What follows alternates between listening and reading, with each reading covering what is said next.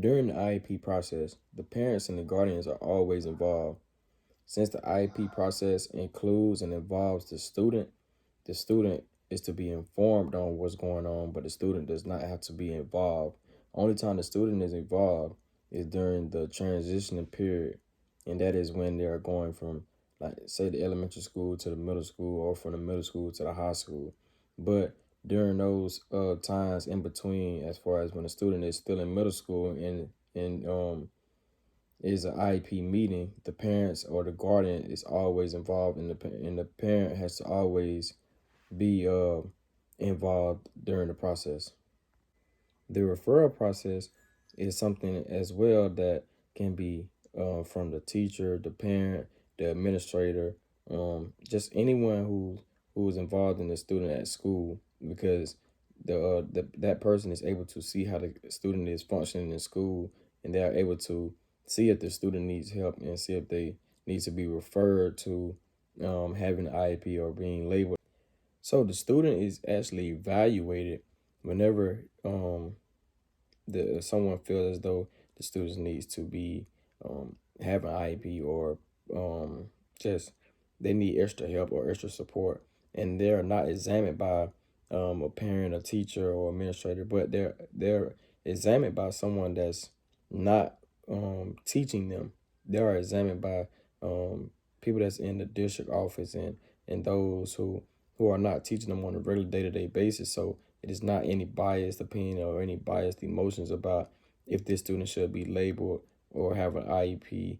So it is actually come from the district when they are actually examining the students. When kids are struggling in school, it may cause them to be, or it may help them to become eligible for supportive services. And it may also allow them to be labeled as having a some type of learning disability.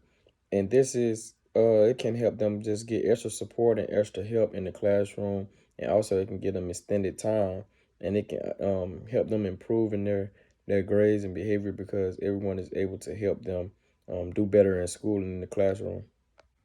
The components of an IEP process is: number one, actually being eligible for to get any of the services. That's the first component of the IEP process, is actually being eligible to get the support and actually get the modifications to even to start the IEP process.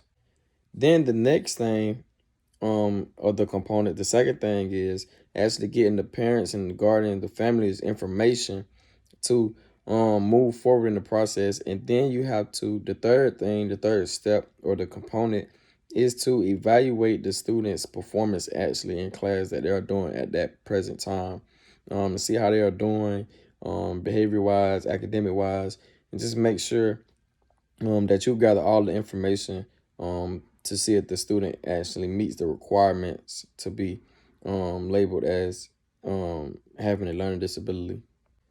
Then the next thing is actually the services, the different services um that is offered for IEP students from the special education teachers. You get many different services as far as small group activities, extended time, and so on and so forth.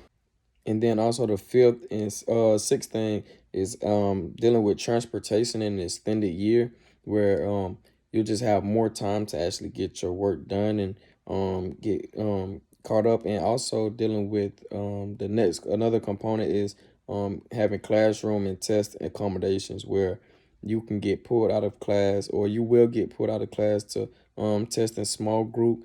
And also to when you're in the classroom, you will have the ability to work in small group with peers, and you will have a teacher, a special education teacher that's close to you to guide you and help you. The teacher or the special education teacher will do progress monitoring, and they will be able to communicate with the parent through email, telephone calls, face-to-face conferences, phone conferences, just updating the parent and always filling the parent in on the academic progress of the student, and just keeping the parent involved and actively monitoring the progress of the student.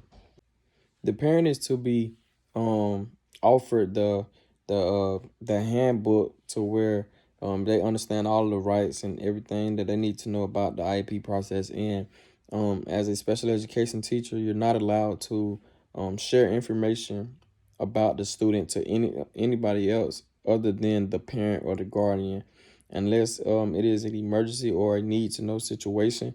That is the only way that you're able to share information with anyone else, and it has to be a legitimate reason for sharing information.